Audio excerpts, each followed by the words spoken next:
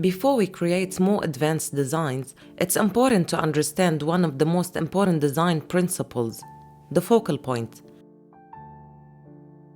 In this project, I'll show you how a single design decision can guide the entire piece and influence every choice that follows. Let's get started.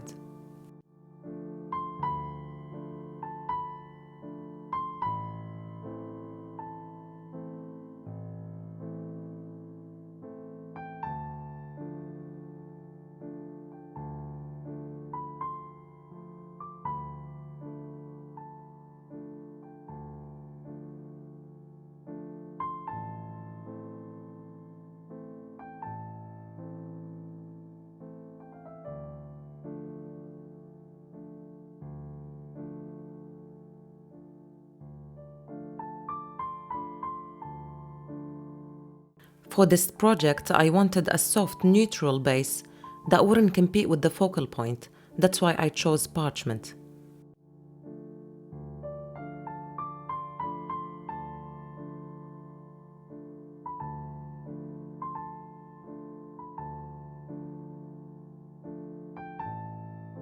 To create a more transparent layer, I mixed the remaining pigment with clear resin to create softer layers that feels more natural and refined.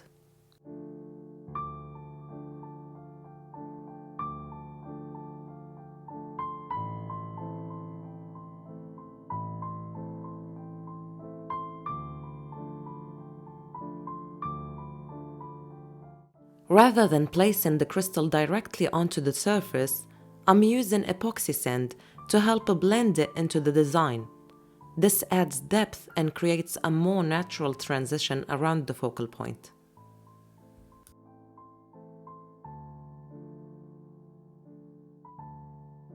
Since this crystal cluster will become the focal point of the tray, I'm taking a moment to find its most beautiful angle before securing it in place. I'm also keeping the handles in mind, as they play an important role in this overall design. These smaller crystal chips help create a natural transition around the focal point and add a little more depth to the design.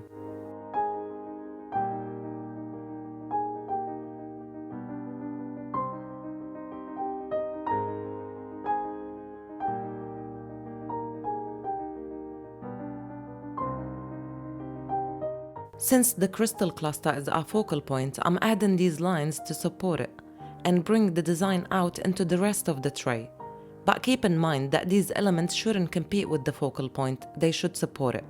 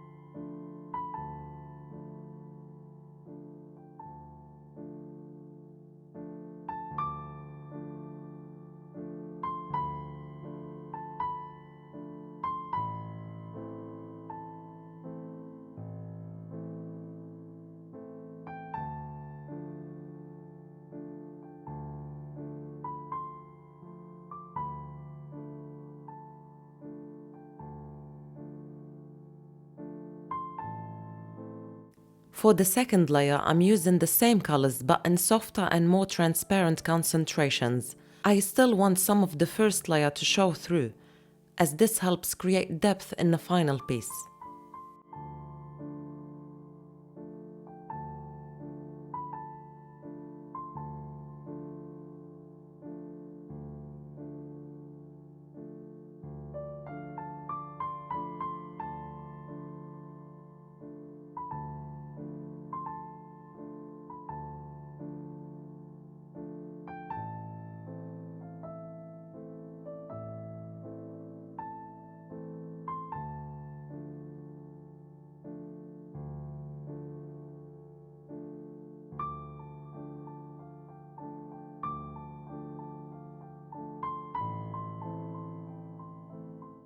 I'm keeping the crystal points small and subtle. Their role is to support the focal point and add a little more depth.